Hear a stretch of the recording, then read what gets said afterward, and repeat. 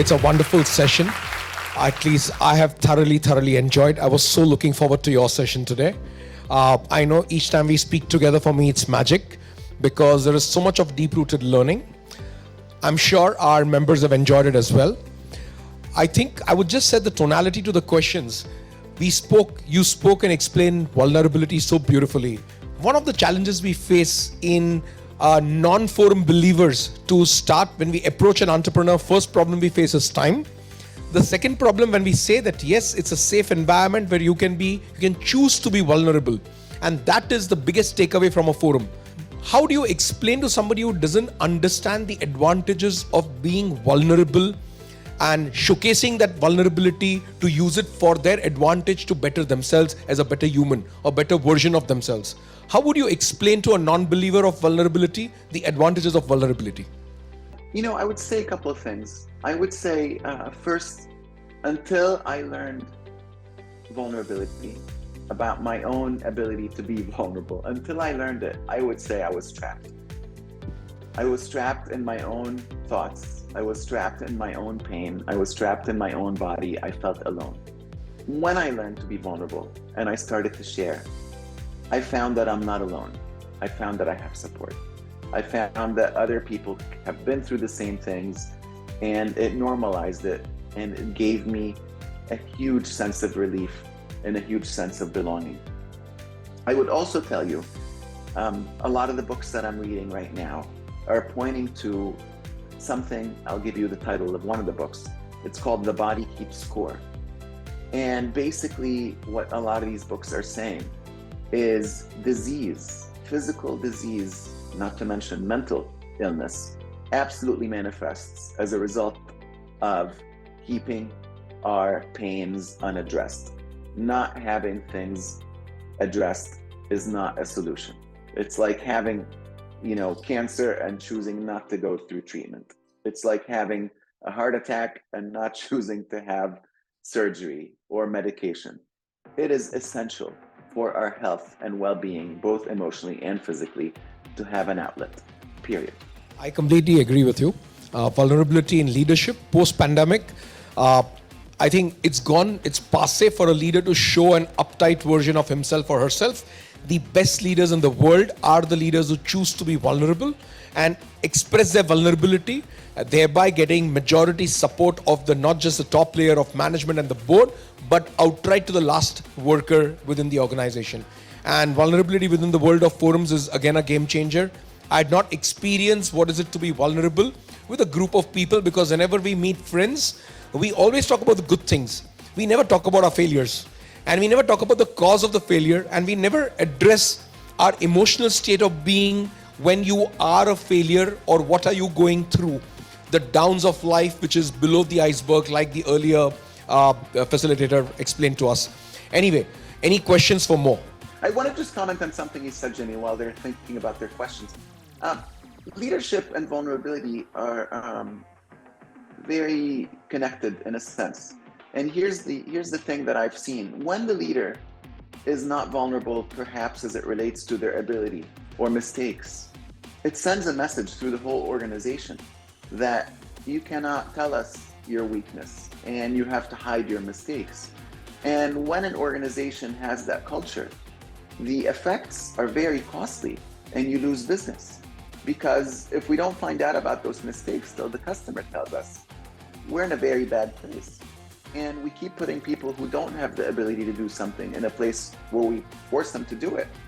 But if I could tell you, hey, I'm not good at this, you're gonna get me training, or you're gonna say, maybe you should do something else that you're good at. But it starts at the top. I completely can relate to what you're saying. It's I think mandatory in today's post-pandemic world for a VUCA style of leadership, a vulnerable leader, leaders honing their skill sets on vulnerability, leaving their macho image behind and saying, yes, I'm as human as you are, and I'm willing to accept the things that I'm good at and accept also and improve the things I'm bad at. So that's something that leadership is all about.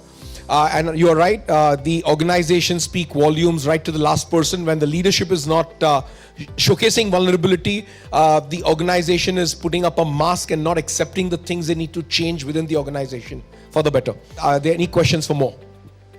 Yeah, Kevin, go ahead. Mo, it was really very, very enjoyable listening to you. You ooze with so much of energy and so much of insights. It just, we could feel it across the seven seas. Really enjoyed it. My question is leadership is in one's doing or in one's being? I love that question. So I'm going to quote David Bradford again from Stanford. And let me tell you who he is, because he's a pretty incredible guy. David Bradford teaches a course at Stanford Graduate School of Business. The course is called Leadership Development, but everybody calls it touchy-feely. And David Bradford says that as human beings, we often live life as human doings. Specifically, entrepreneurs and CEOs, we're just so used to and wired for fixing problems and just getting things done. And he further goes on to say, we often use this powerful left brain muscle to solve what we think are just, rational problems. But when they're really big problems, they're not just rational. They have a huge emotional component, irrespective of whether they're business or whether they're personal issues. And he says when we only rely upon our rational brain to solve those problems, we wake up with an emotional hangover. So think about any partnership issue you've had in business. Do you have emotions around that? Think about firing somebody who's been with your company 30 years. Do you have emotions about that? Think about your biggest client being in arrears and not paying you $1 million that they owe you. Do you have emotions about that? So I cannot think of a single business issue that is important that has no emotions. I just can't think of it. And that's the trick. Are you talking about important things or are you talking about trivial things? Because if you're talking about trivial things, soon enough, you're all going to be bored and you're going to say, what is the value of forum? That's kind of what it comes down to. So part of the being is being aware of your emotions, being aware, being mindful, being aware of yourself, being present in your body, your body is an antenna for emotions. Like if you have anger, you'll see this tighten up, right? And if you have fear, you feel something in your stomach. And so part of tapping into the emotions is really listening to your body, because our body is the repository of all our past emotions and memories, and it all is connected. It's not just all up here. So absolutely, positively, being is our essence. Doing is what we do, but we have to be first. Wow, what an answer. Lovely. I must resonate the thought, what an answer. Mo, I was just thinking about this. A lot of times there are apprehensions wherein everyone who joins a forum wants to get to that 5% of sharing. But could you perhaps highlight a bit more about what sort of topics or what sort of discussions, or in a regular forum meeting, what is that 5% of topics that get discussed? Maybe a few examples, maybe a few particular case studies or anything of that sort, just to make it easier for our members to implement that in their forums. Another question I also had was, how can we, if the members, they feel they aren't getting enough value or they want to be vulnerable, but it isn't being reciprocated by a particular member or by the forum in general, are there any tips, are there any tricks, exercises, conversations that you need to have with the forum? So how's that entire process go? Yeah. So your first question, let me give you an example of a list of a member's issues and how a group might deal with them. So let's just say, Farhan, you just gave your update. And in your update, we have things like cash flows is bad. We have something like, I can't decide about, a candidate. I need to replace my CFO. My mom is in really bad health, and I'm not sure how much longer she's going to be around. Forums too often will choose one of the first two subjects because that's the comfortable thing, or because, that's the thing we could help with, or because they're just wired towards business. But I promise you, the conversation about my mom being in bad health and I'm not sure how long she's going to be around is the much deeper conversation. And so as we're choosing topics, one of the very most important things is, how are we making those selections? Are we choosing based on urgency only? Sometimes we need to take care of urgency, but are we choosing based on depth? And are we choosing based on what we're comfortable talking about or what we're uncomfortable talking about? And so that's always my angle when I work with a group, is what is the deepest of those things? What is the most uncomfortable of those things? But I also start with something in updates that maybe primes the pump a little bit better. And that is, I do something called an emotion-based update. So instead of thinking about the last 30 days and what's the best in business and the worst in business and what am I looking forward to in business and what am I worried about in business, and the same thing for family and person, instead of all that junk, I say, what emotions have been resonant, predominant for you over the last period since we last met? What are you most feeling? And then we ask, what is behind those emotions and what is significant about all that? And so when doing the update that way, we get a deeper update that is much closer, if not 5%. And then, of course, that leads to a better parking lot, leads to a better choice. The other part of this question that I think is important, Farhan, that I want to touch on is, when a forum is choosing a presenter, too often I hear, who wants to present, by the moderator.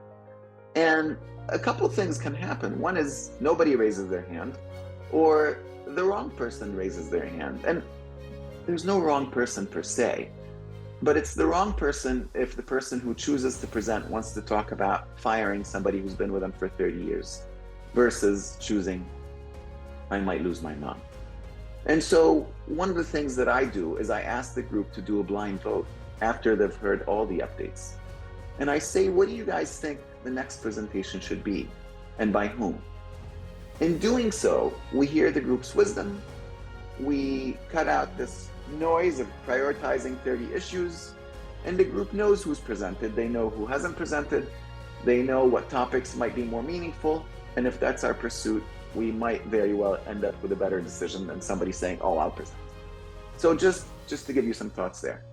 So the first thing is I go back to the purpose. What is our purpose? And making sure we have clarity on that purpose.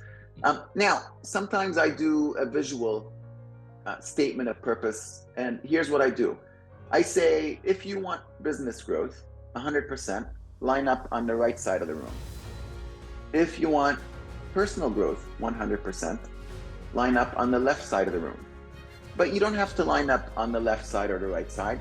Please stand anywhere on the continuum that represents the percentage of each that you personally hope for.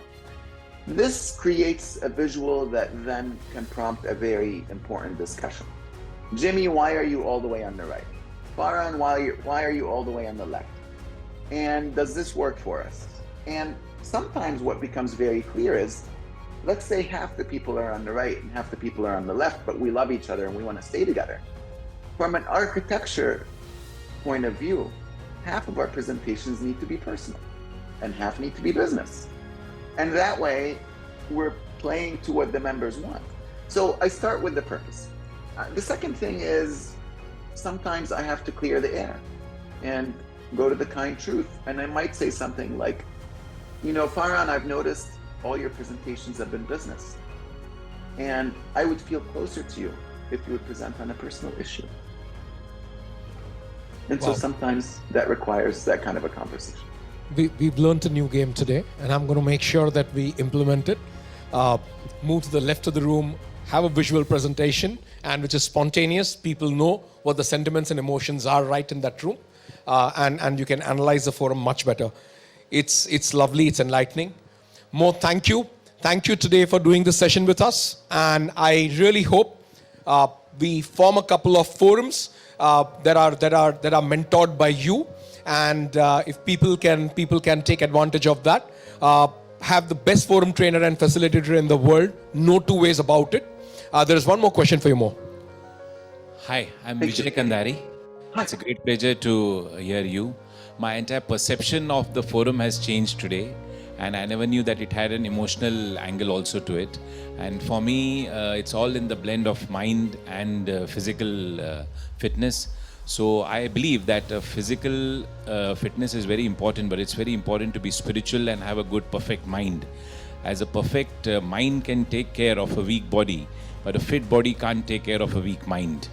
So I think by being here today for more than an hour or so, my mind has changed completely, and thanks to Jimmy and all of you.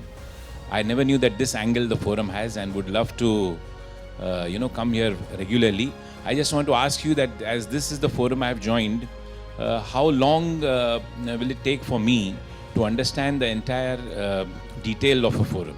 The process, the forum process? Yes, yes. Yeah. I'll just tell you in my own experience, my forum, we started, we loved it, and a few months later, we were kind of confused. Is it okay to say this? Is it okay to say that? And yeah, and eventually we went to a couple of more trainings, we had a couple of more facilitators, and I would say, by the time we had 2 or 3 trainings, we really got it. And but maybe a year and a half, 2 years. So it's a minimum time period. Forum takes time to mature. It's not an overnight thing. First month when you meet everybody, it'll be a fool's paradise to think people are going to be vulnerable and they'll open up. It will take time. You'll get there, and you get what you give. So if you lead by example in a forum, you will start getting value from the forum. Most people want to first get the value before giving it. I think that's where most people go wrong. If Mo agrees with me, I think the more you give, the more you get from the forum. Kevin has a last question for you. Yes. Mo, very interesting. I'm so much into it. The question I have is, from what you offered, what you did at Google, where you started a group, a forum for underrepresented minorities. So what that got me thinking is that if we are looking for inclusivity and diversity, then we cannot be creating an exclusive group of underrepresented minorities, because now you increase the gap. If they are going to be in a forum by themselves, wouldn't it help if we do more of affirmative action and reach out to them, put a hand on the shoulder, hey, come on guys, join the gang, come for lunch, and stuff like that, rather than have an exclusive group. So instead of inclusivity, we have now had exclusivity of underrepresented minorities, and it's us versus them. In fact, that kind of increases when they are all getting together in a cluster versus all the other guys. Have we solved the problem, or Yes. increased it? It's a psychological, philosophical, whatever? Let me know. What do you think? First of all, your question is very insightful, and I agree with you 100%. Let me tell you what happened. So we were hired by the Diversity, Equity, and Inclusivity Council at Google.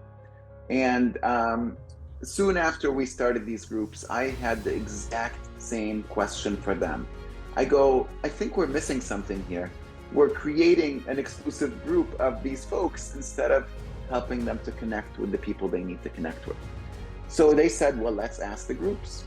So we went out, we surveyed the groups, and they didn't want to add anybody to those groups. And that's a common thing, because when people get vulnerable and they get connected and they get real, they're afraid that when they add new members, those new members can't be as real with them. And so, unfortunately, Google did not create the groups as you suggested them. And I think that is a big loss, and I think you're very insightful to have asked that question. Absolutely, that's how it should have been done. Thank you. Mo, I love the session. We can go on and on and on talking about it, but I hope God gives us an opportunity to fly you down over here, in person, have forum trainings conducted, and also to engage with you for our forums for retreat training, because that's going to be a whole different dynamics. You have people captivated with you for 2 to 3 days, and you can work on them in a much, much more meaningful and a deeper sense of the word. Thank you, Mo. Lovely speaking with you, and looking forward to our next session.